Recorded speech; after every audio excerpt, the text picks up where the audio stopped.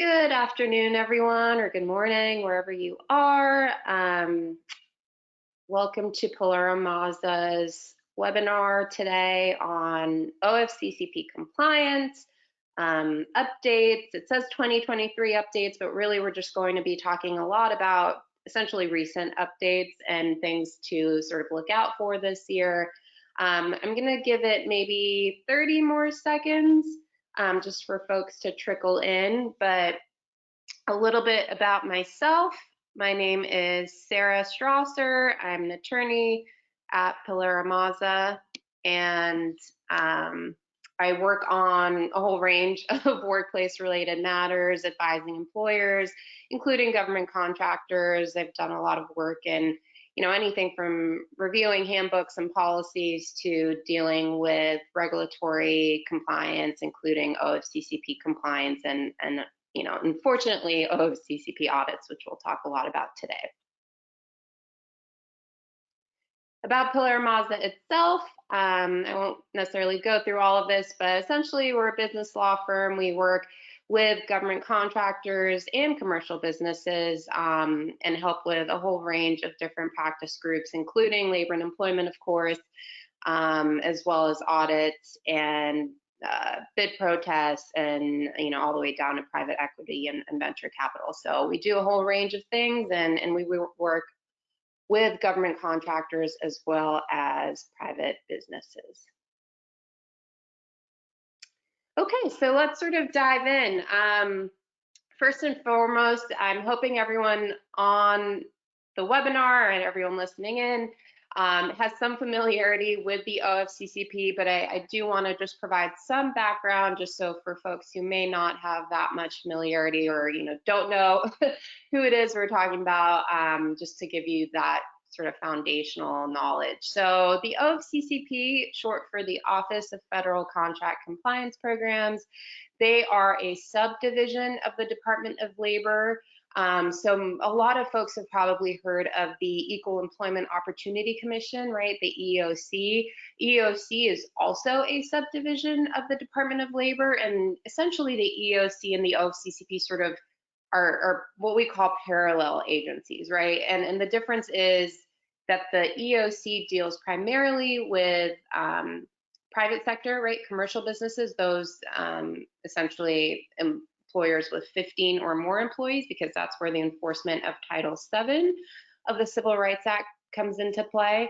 Whereas the OFCCP is all federal contractors, right? So the OFCCP is responsible for ensuring that employers doing business with the federal government, i.e. federal contractors and subcontractors, are complying with the laws and regulations requiring non-discrimination. And so you'll sort of hear both agencies. That's the difference between the two.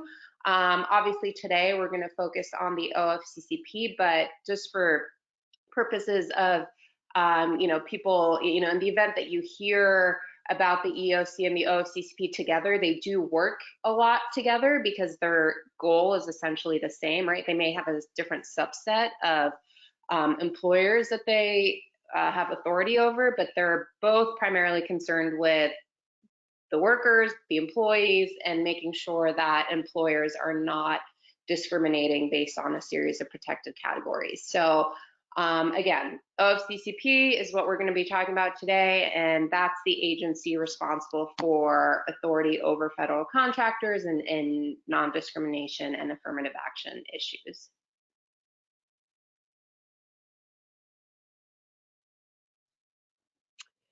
So this is the mission statement of the OFCCP. Obviously, I pulled this directly from their website, but I think it provides sort of a good idea and sense of what they're doing, right? What is the OFCCP's goal? What is their aim? What are they here to do?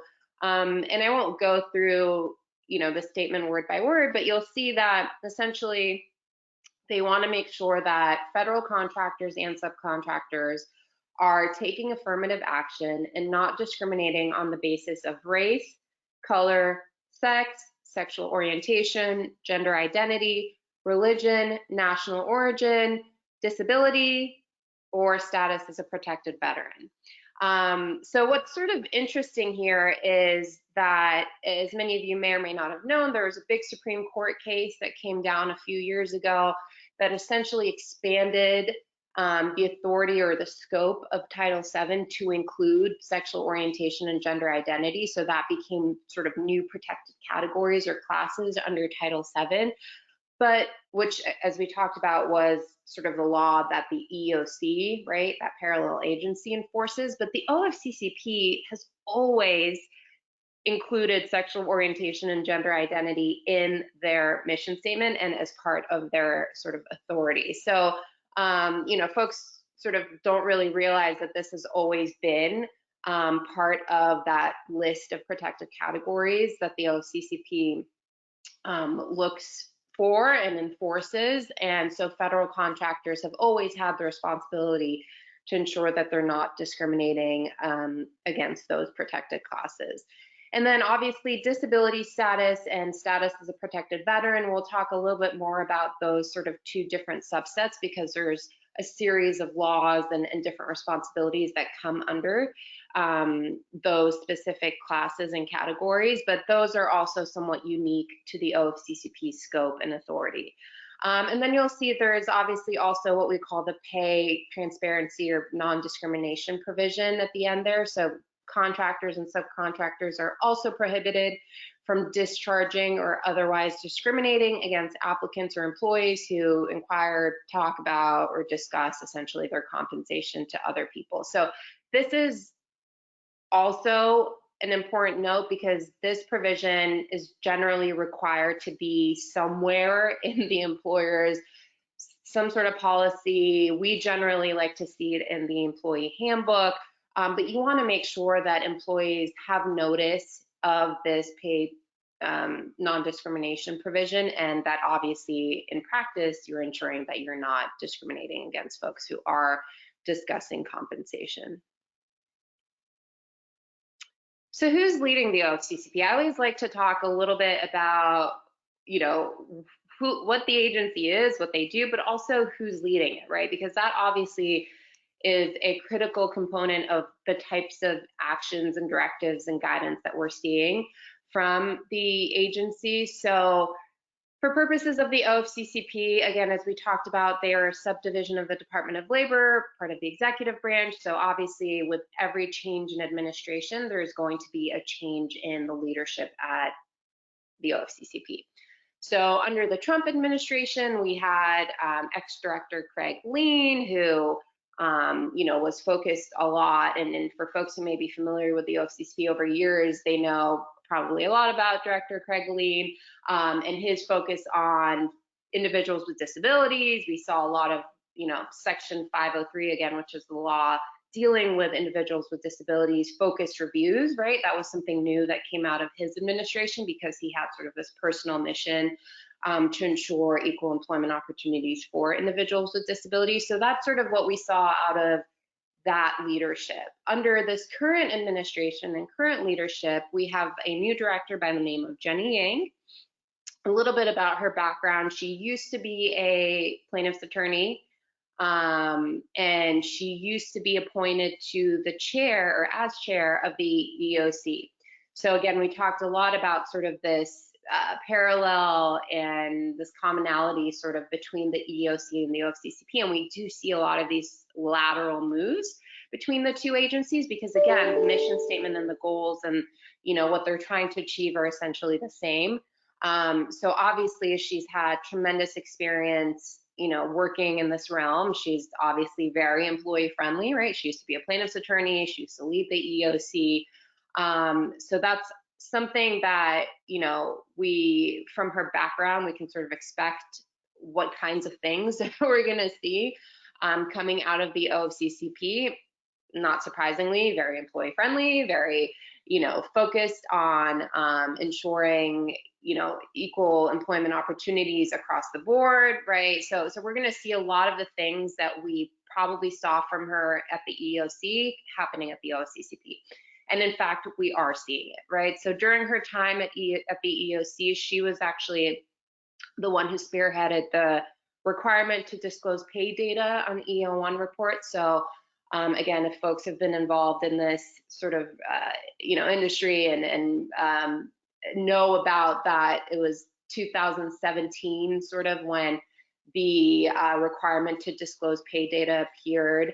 And obviously it's now going through a whole lot of litigation, and there's a lot going on behind the scenes with that, but she's the one that spearheaded that moment, right? That movement. So she's been highly focused on this concept of pay equity and compensation discrimination. And we're already seeing a lot of that happening at the OFCCP, which again, I'll talk about in just a little bit, but this is sort of what's happening, right? This is a foundation, this is a leadership that we're seeing at the OFCCP. So this will shape what kinds of things we're gonna see from the OFCCP. And again, the big focus will be on pay equity and compensation discrimination.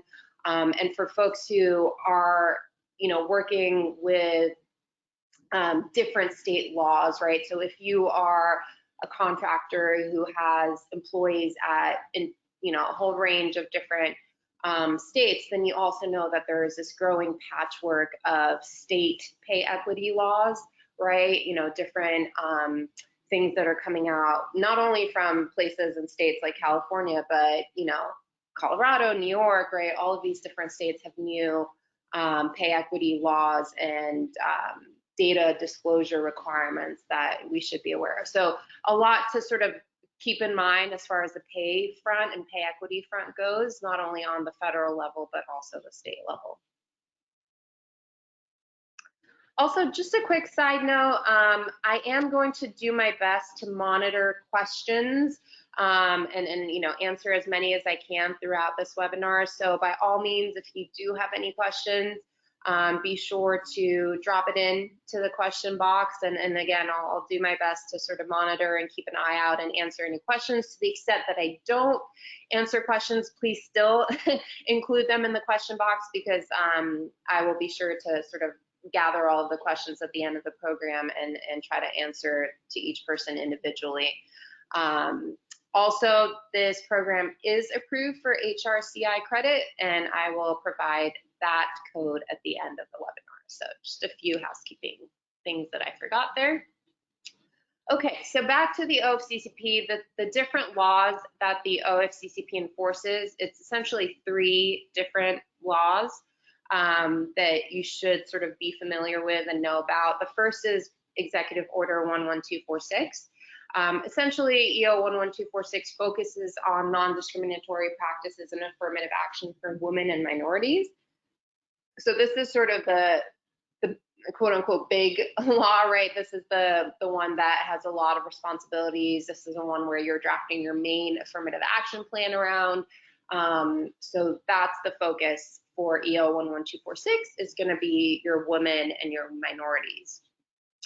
Section 503 of the Rehabilitation Act of 1973, also known as just Section 503, focuses on affirmative action and non-discriminatory practices with regard to individuals with disabilities.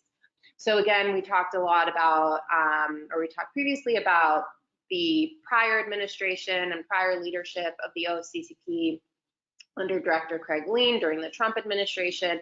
He was very, very passionate about individuals with disabilities and Section 503 just generally.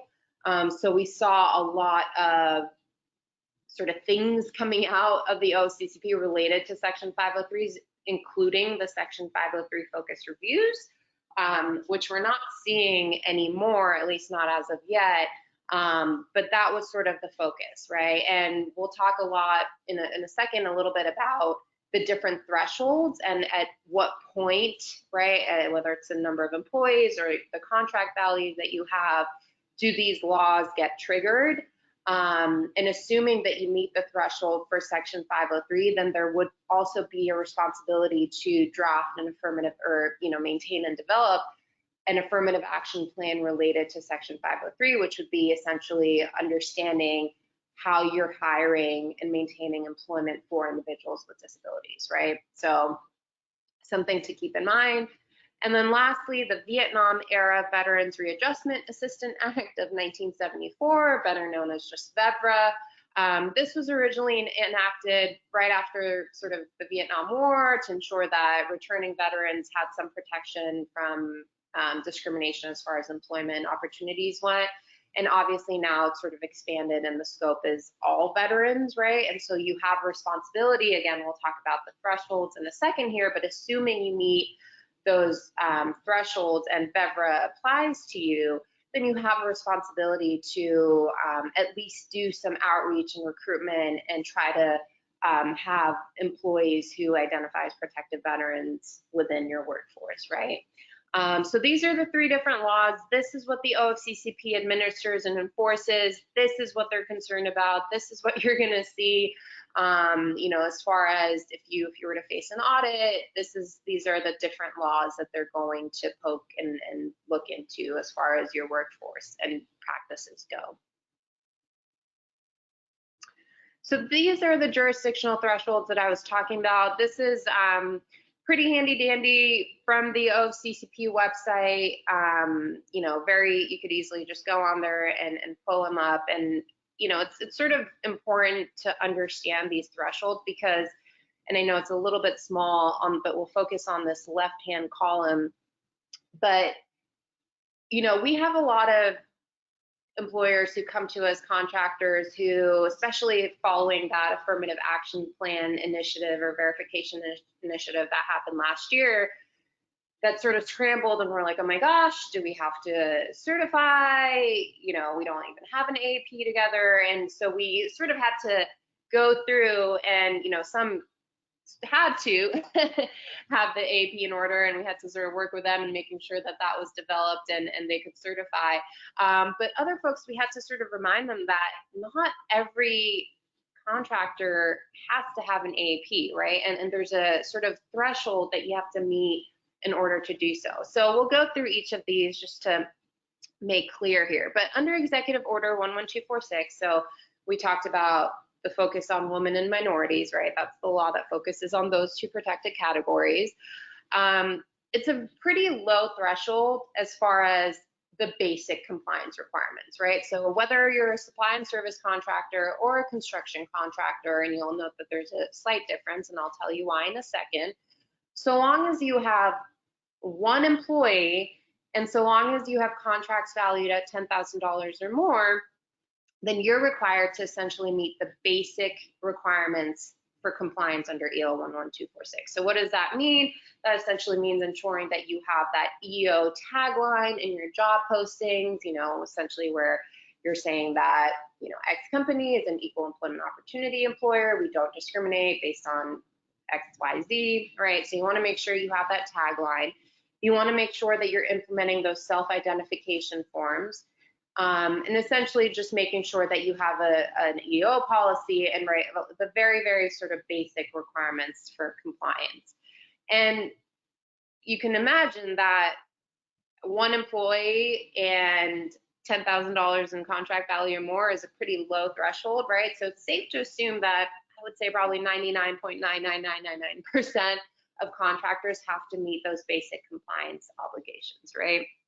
Now, what changes as far as development of an affirmative action plan is you don't have the responsibility to develop a formal affirmative action plan until and unless you have 50 employees or more and a contract value of $50,000 or more, right?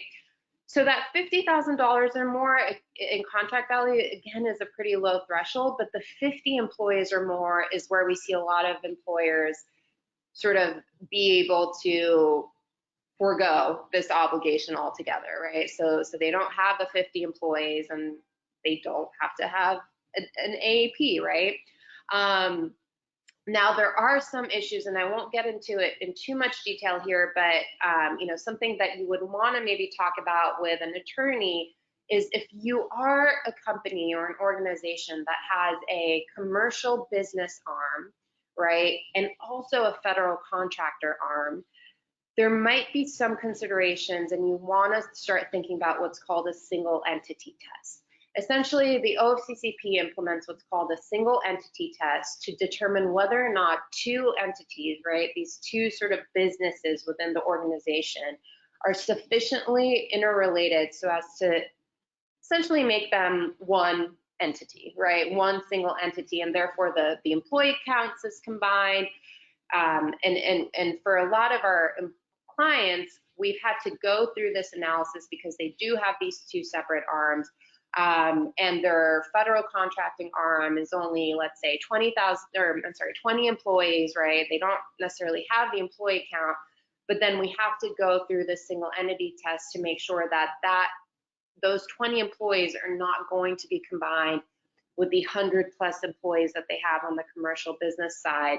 And things that the OFCCP generate, I mean, there's a whole list of factors that they go through, but they're looking for essentially sort of the dependency, right, and the interrelatedness between these two entities. You share common directors and officers, you share common policies, and things like that, right? So something, again, it's very complex and it's very nuanced, and nothing that I could go into for purposes of this webinar, but something to keep in mind if that is how your company is structured, and you don't have the 50 employees on that federal contracting arm, but you do have a sort of greater number of employees on the commercial side.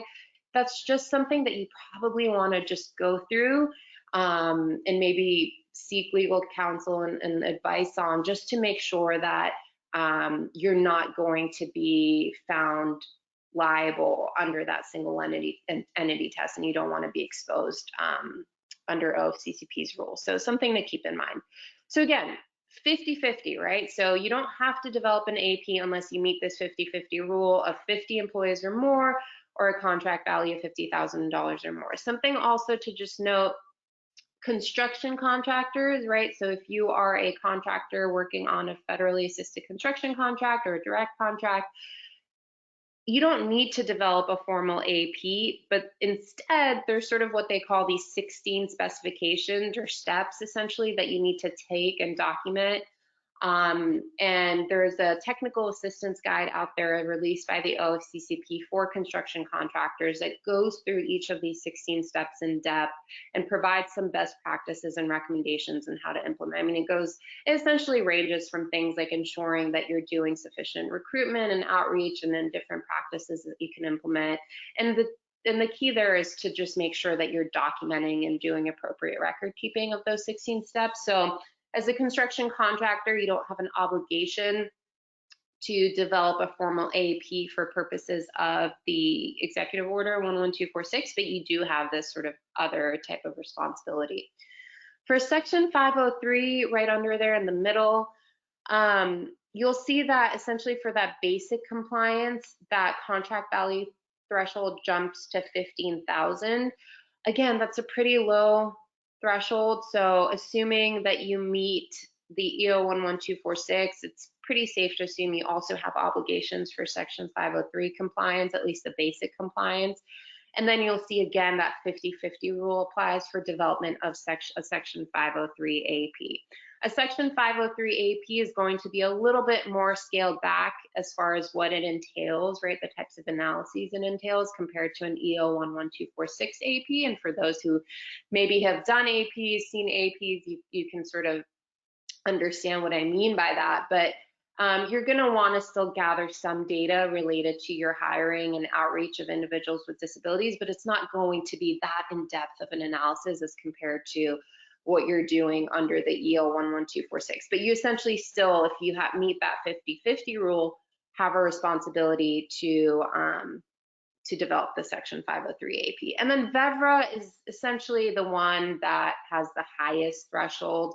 So for the basic compliance, that contract value threshold jumps up to $150,000. And then for purposes of the AAP, it's a 50-150 rule, right? So 50 employees or more, and then a contract value of $150,000 or more. So generally speaking, again, the majority of at least my clients meet all three. But where we do see that minority where, they may be a smaller contractor, then it's generally VEVRA that may not apply, right? Just because of that higher contract value threshold. But otherwise, again, it's safe to assume that for most of us, at least bigger contractors, you're going to be subject to all three of these laws. Okay, so recent developments that I want to go through, again, these are not necessarily specific to 2023, but they're things that have happened previously, or at least since the administration change and Director Yang came into leadership, and obviously still affect contractors today, right? So even though this may not have happened in 2023, it certainly affects folks who are a contractor in 2023.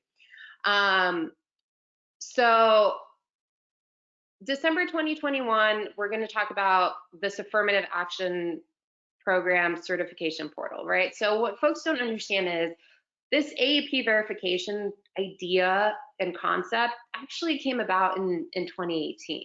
So it's been around for a while, and it just took them several years, as you can imagine, to sort of develop the technology and how to submit and figure out, right, the means to have contractors do this certification process.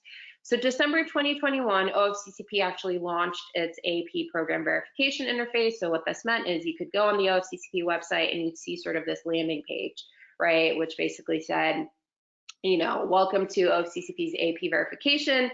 You know, come back soon for updates, right? So the page was there, they just weren't ready sort of to have folks certify and submit anything.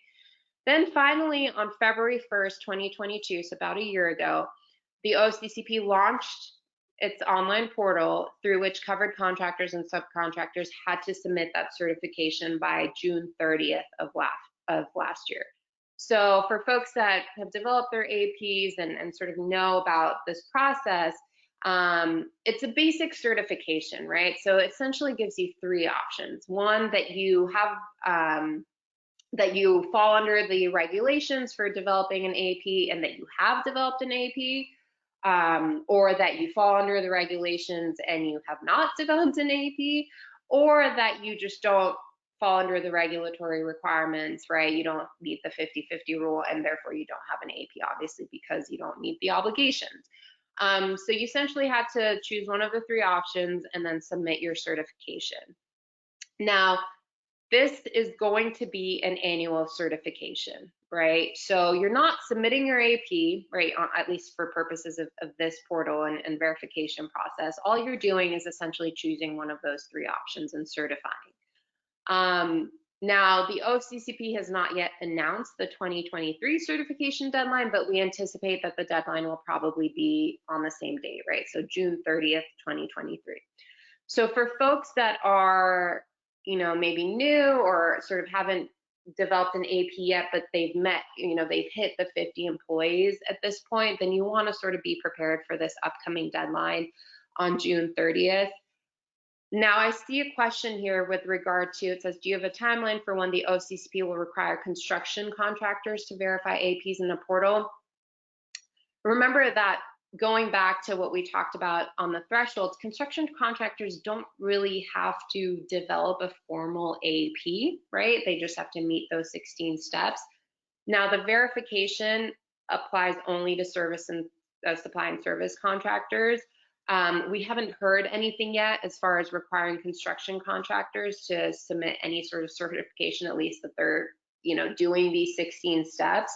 But we assume that that's probably going to be a sort of secondary and not really a big priority as of yet, right? So we haven't heard any updates. All we know is that for purposes of development of that actual AAP document, right, and certifying that you're developing that, which again only applies to service and or supply and service contractors, that you have a responsibility to certify by essentially summer, right, every year, and it's assuming June 30th of this year will be the new certification deadline. So for folks, again, who are new and may have just hit the 50 employees, right, you want to make sure that you have things in order. For folks that have already done this last year and have their AAPs ready to go, just make sure that you keep an eye out for that certification deadline coming up in the next few months.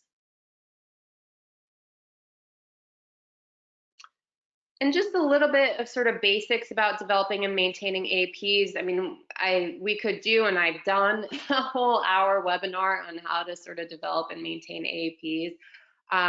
But essentially just some important things to keep in mind. If you're a new federal contractor subject to the AAP requirements, then you have 120 days from the start of your contract or subcontract to develop your AAP, right? So you have about 4 months once you're on notice that you, are receiving a federal contract, you've been awarded the contract, and you meet that 50-50 threshold. Then you have that 4-month period to pull together your AAP. And for folks who have done AAPs or seen AAPs or worked with someone who's done AAPs, you know how tedious of a process it can be, especially as it relates to data gathering. And that's why, those 120 days may seem like a lot, but in reality, you're going to need that time because there's just a lot of information and data and analyses that you have to go through. For folks who are smaller and may have, in-house people that can help, that's great. Make sure that you sort of designate one person who's responsible for maintaining all of this data and keeping track of it. And maybe if you have a, substantive applicant tracking system that's sort of gathering all this data for you, then that's great and highly recommended. For folks that are bigger companies, right, and have a bigger workforce with different sites and employees in different areas, then you want to make sure that to the extent you can, that maybe you consider bringing in a third-party vendor. And there's a lot of different vendors that do AAP work day in and day out, especially for your first one, right? So if you're new to this whole process, then bringing in a third-party vendor can certainly save a lot of time and resources to pull something like this together. So just something to keep in mind. Obviously, during the AAP year, we talked about sort of the different analyses that you're going to be pulling together. And there are a whole different set of sort of analyses and statistics and things that you have to consider. So again, depending on your size, depending on your resources, depending on sort of, the amount of time and expense you want to put into this, it might be beneficial to consider bringing in a third-party vendor just to make sure that you're keeping track with all of these different sort of aspects. And obviously with the new requirement to verify, there's going to be sort of this heightened sort of, focus on AAP, and we'll talk in a little bit about how this focus has actually substantiated to the audit list, right? So how the verification portal has actually become a means for the OFCCP to develop their audit list. So it's very, very important. So again, to the extent you can, you just want to make sure, however you do it, that you're doing it and that you're certifying.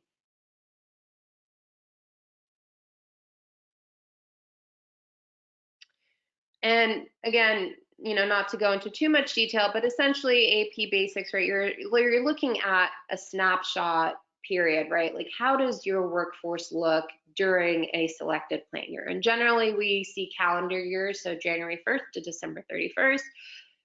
Different contractors do it different ways, depending on payroll and resources and availability of personnel to work on these things. But however makes sense to you, you're looking at how your year looks as far as hiring, promotions, terminations, and things like that, right? And then there's all those different types of AAPs. The most common one being the establishment-based, right, or single site or location. And that's essentially the biggest type of AAP structure that we see. If you have 50 or fewer employees at a site, which we see a lot of employers and contractors have, right? You have a contract with different sites all over the country and there's different employee counts, then you want to probably loop in those employees to the AAP where their supervisor, whoever they're reporting to, sits. And that generally could be the headquarter, right, or corporate site. So we see this a lot actually in this new sort of remote work environment that we're living in, where folks are sort of employed in different states, and you might have one employee in Montana and one employee in California. And basically, again, this sort of depends on how your organization is looking and what your vendor and the person you're working with on your AAP is recommending. But generally, if you have these sort of sites where there is, a handful of employees or less than 50 employees, then you can loop them in to that AAP that their supervisor and or the person who they report to sits.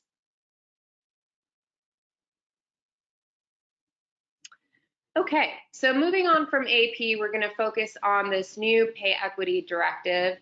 Again, as I talked about, there has been a heightened focus on pay equity, obviously for many reasons, including that there is an increased focus state level, right? You're going to see a lot of states now coming up with their new pay equity laws and duties and requirements, but also obviously with the new leadership change. So what's happened with this directive? So March of last year, the OFCCP issued a directive about pay equity audits that essentially made clear that federal contractors have to analyze their compensation practices every year.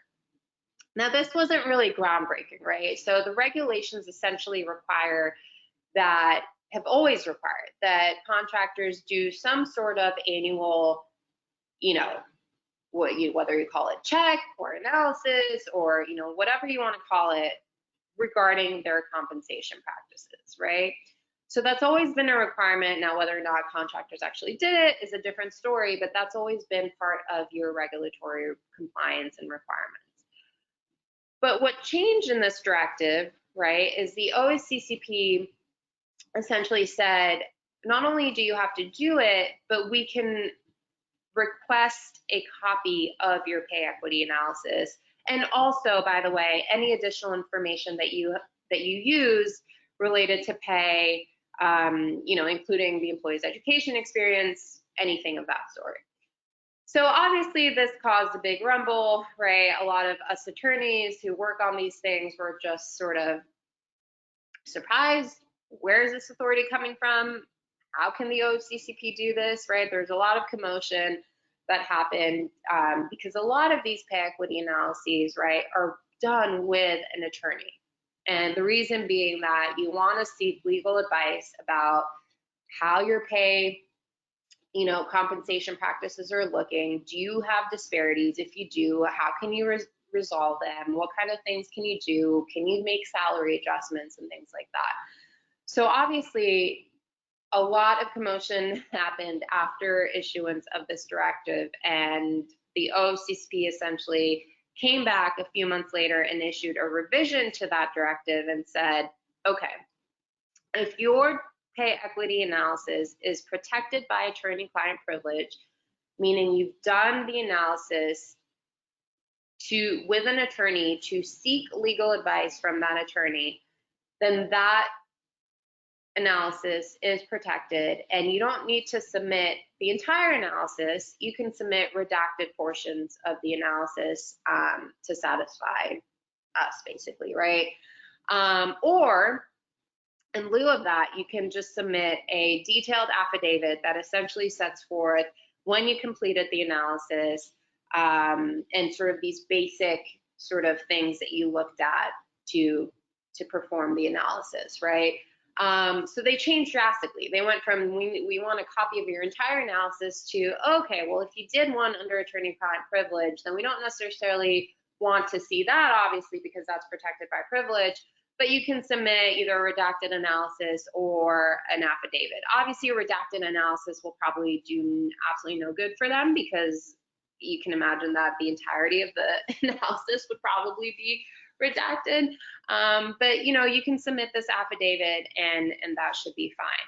So again, this is nothing necessarily new. What's new is that the OFCCP has essentially sort of given itself this ability to ask for these analyses from contractors and or ask for an affidavit that just confirms that you've done the analysis and just goes through a basic set of requests and information about it.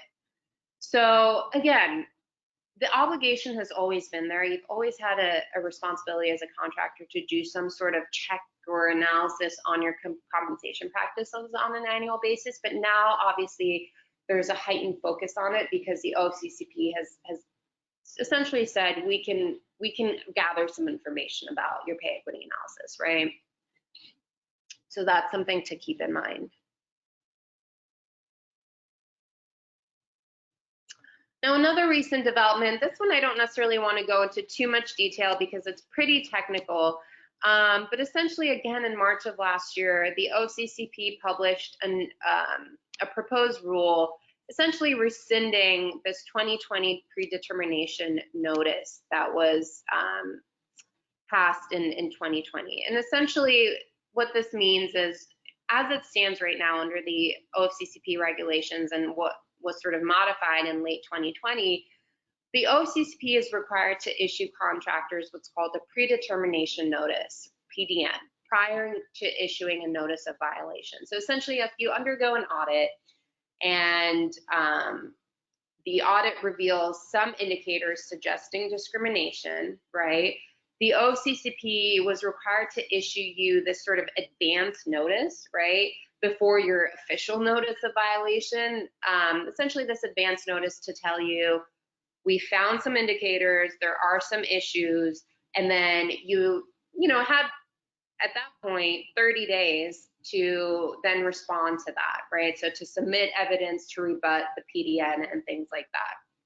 Now, long story short, what the OFCCP did last year is they rescinded that rule, and what this means is that with that, they've not only sort of made these evidentiary standards sort of more flexible for them, right? So, essentially they've made it easier for them to gather information about finding these sorts of violations, and then have also rescinded the 30-day requirement to rebut as a contractor, right? To submit evidence to rebut, they've cut it down to 15 days. So all this means is that they're clearly taking a more aggressive enforcement posture. Now what you're looking at is you're getting rid of, right? The OFCCP is getting rid of clear standards of proof.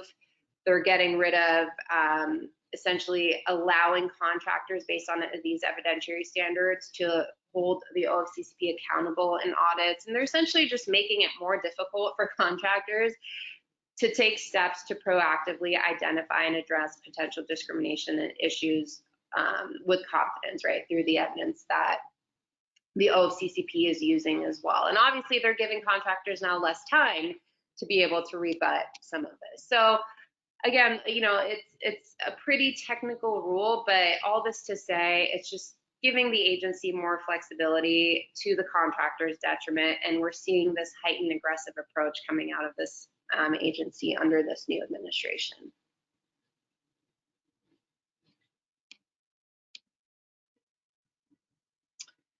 Really quickly on the questions, I'm seeing just one more question on the AP. For who qualifies as an employee to determine if you meet the 50? It's everyone. They look at full-time, part-time, temporary, everyone.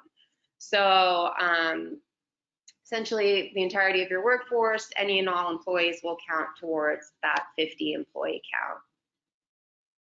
Okay. The Effective Compliance Evaluation Enforcement Directive, this was again another directive that was issued in end of March of last year, and this is important because this sort of affects this new audit list and compliance evaluations that came out this year. But essentially what it does is it's eliminated the 45-day lag time between OFCCP's publication of its scheduling list and then its actual auditing of the contractors on that list. So what it's doing now is it's making it easier for the agency to give contractors less time to sort of prepare for these audits, right? So the thought is you should already be compliant with everything. You should already have your AP. You should already be, doing all these things.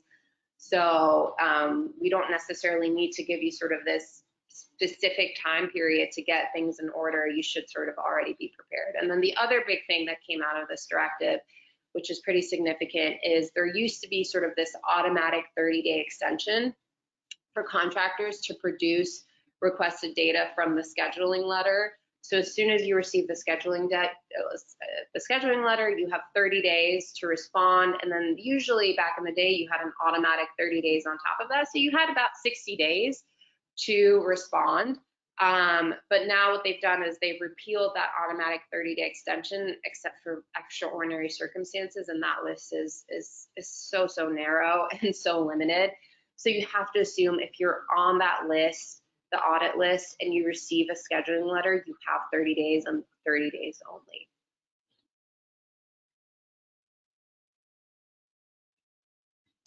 Okay, so this is the report subject to FOIA, and I see a question specific to this, so hopefully going through this will address that question. So on August 19th, the OFCCP published a notice for contractors essentially asking or advising that there has been a Freedom of Information or FOIA request from the Center for Investigative Reporting, some agency, that all EO1 reports between 2016 and 2020 be submitted and subject to FOIA and essentially public.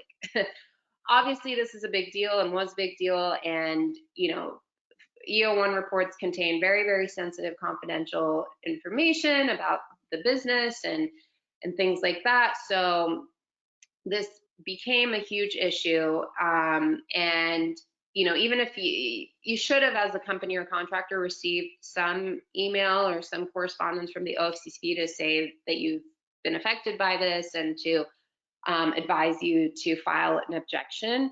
You may or may not have received that direct notice, but it was safe to assume that if you or your company filed an EO1 report during that 2016 to 2020 period, then you had an initial objection deadline set for September 19th of last year, or you essentially just risked public release of this sensitive information about your workforce. A lot of folks went ahead and, you know, filed the objections and got everything in order, and obviously then OFCCP was going to then review that information and decide whether or not to withhold that information. Last month, the OFCCP published a list of contractors that had not objected, and then the OFCCP extended the deadline now multiple times to file objections to that disclosure data, and it had since been March 3rd. I haven't heard of any extensions since then, but essentially you should have hopefully by now objected, right, or filed your objection. You don't need to redo anything or resubmit anything. The assumption is if you've objected, it's under review right now.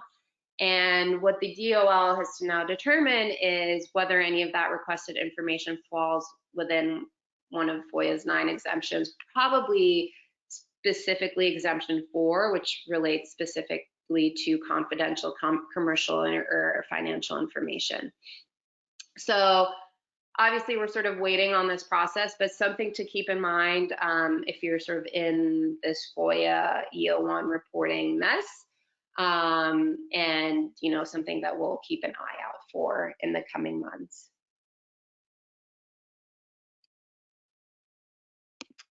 Okay, I don't want to spend too much time on this, but I thought it was interesting for folks to take a look at some of these settlement numbers from the OFCCP as we're sort of going to dive into compliance, audits, and things like that. But these are numbers that I got from actually Director Yang herself at a conference last year in July.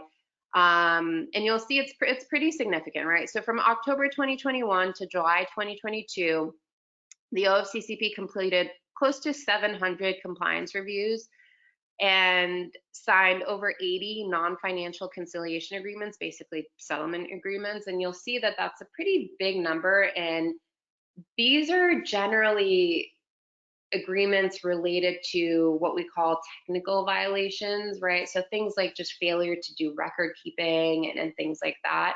There were only, you know, I should say it's not only, I mean, it's still a significant number, but there were 15 discrimination conciliation agreements that actually came with financial remedies and damages and things like that. But the most important thing I wanted to note is that this was actually a below trend year, right? That 2021 to 2022 period was below trend for them, even though those settlement numbers look pretty high.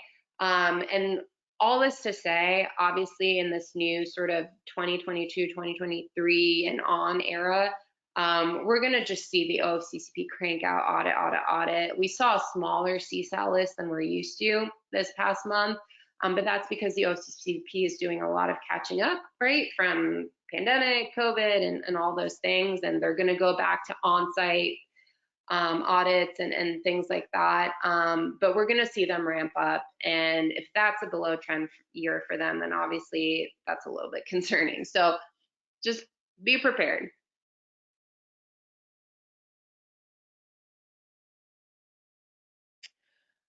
Compliance evaluations. So there's different types of compliance evaluations or audits that you can be subject to.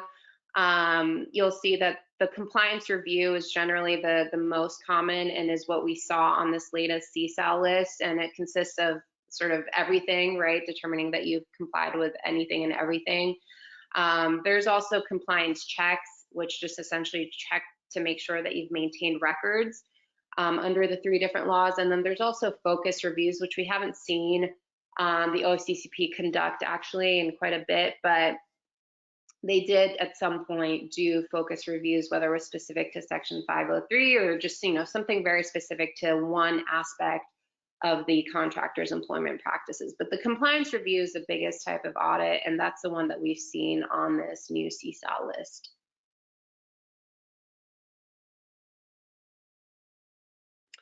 So the new 2023 CSAL list, so that was published on January 20th of this year.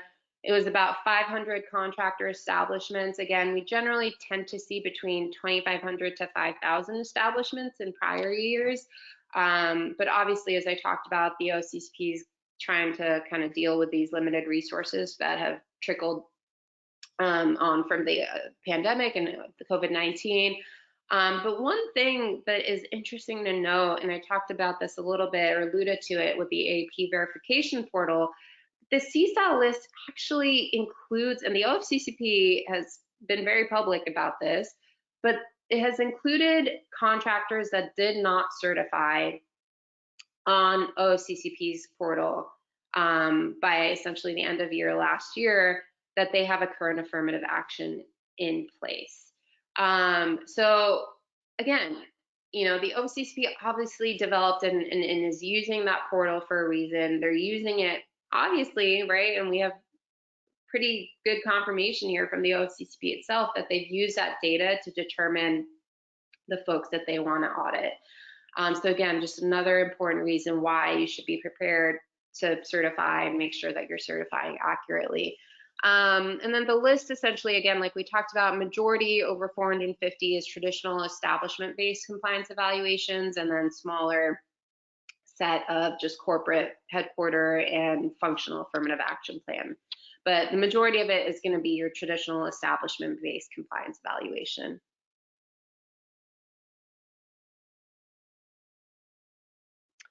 And I see a quick question on the annual certification. Is it for the previous year? Is the deadline will include 2022 data? Correct. So your 2023 certification is going to be for your essentially 2022 AP. Updates to the scheduling letter. So for folks who may or may not know, again, that scheduling letter is that initial basically letter information request that you get that kicks off the audit, right, officially, and that's where your, deadline and things like that, officially, that's what starts the clock. The OFCCP has always had this scheduling letter that's been approved by the Office of Management and Budget, the OMB, for years. It's set to expire. That letter that we currently have is set to expire on April 30th of this year. And the OFCCP has since essentially put out a proposal for a new scheduling letter, which, to no surprise, significantly expands the documents and data that contractors will be required to submit at the outset of the audit. So it used to be that things like your pay equity analyses for your current year and your prior year would only have to be submitted if there were some sort of indicators in pay and things like that. But the new scheduling letter proposal is asking for both years now at the outset of your audit. So, and little things like that. So it's obviously a much more expansive letter with a lot bigger of a data request. It was out for public comments until January 20th, and we expect any final changes to be made obviously after this new current letter expires at the end of April. There are some sort of chatters of if you've been on this, or if you are rather on the CSAL list for 2023, and if you haven't received your scheduling letter yet, it may be that they're just waiting to get the sort of new expanded scheduling letter out to you at the end of April. But we don't know. They may just be lagging in sending letters. But something to keep in mind that it's going to be a lot more expansive in as far as the scope of what you need to submit.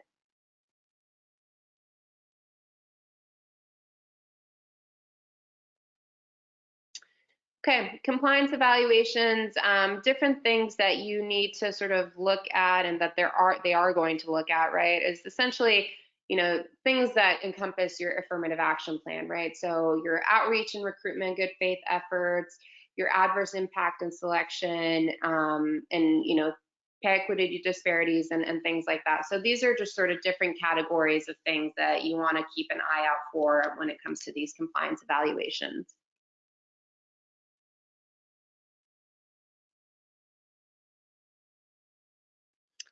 And just best practices, I know we have a couple minutes here. So obviously your AAP planning is going to be critical, right? So, and for more, a lot of different reasons. One, obviously, is that you have an obligation to develop and maintain an AAP if you meet that 50-50 threshold. And then also, obviously, you have a new obligation requirement to certify on that portal.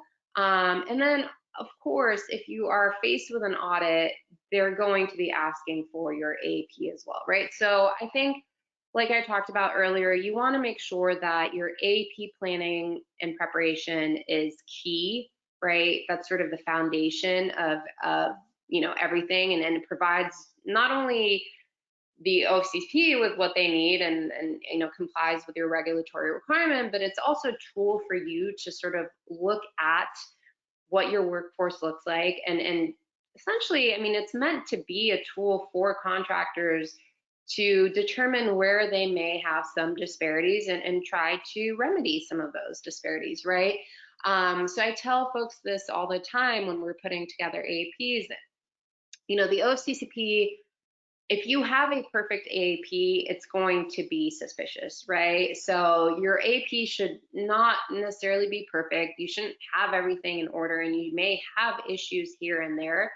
But the point of your AAP is to sort of track that progress and establish goals for the coming years, right? So it's supposed to be sort of like a progress report, right? How did you do this year? And what are your goals for next year? And then the next year, you're going to sort of look back on that prior year and say, okay, how did I look last year? What things did I accomplish that I wanted to, and things like that.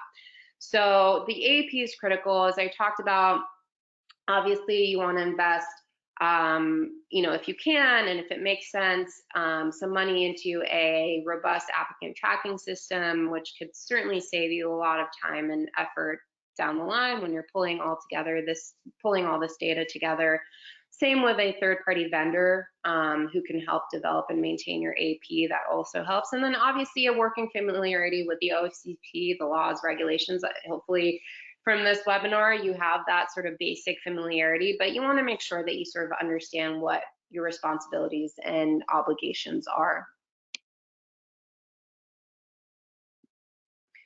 And then just, keep organized. Audits are never going to be when you want them to be. Audits are never fun. When you have the OFCCP coming, knocking on your door, it's never fun. But you want to make sure that you're just organized and try to just maintain a compliance checklist, right, of the things that the OFCCP will be auditing. This current scheduling letter is on the OFCCP website, so you can sort of look at it and try to get a feel if, hopefully you're not on the CSAL list this year and you have some time. But you can sort of take a look at what they're looking at. And then just to note that record keeping is actually the top violation found in OFCCP audits. So we talked about those, non-discrimination, non-financial conciliation agreements. These record keeping violations are the top violations. So you just want to make sure, something so basic as making sure that you're keeping records for the, amount of time that you need to, can easily just, score you points and make sure that you're not to be found in violation of some of these basic regulatory requirements. And that's it, folks. So obviously I know there's a few questions here that I didn't get to, but I'll gather all of these questions and make sure that I address them. My email is also up on the slide there. Thank you very much, everyone. Hope you have a wonderful rest of your day.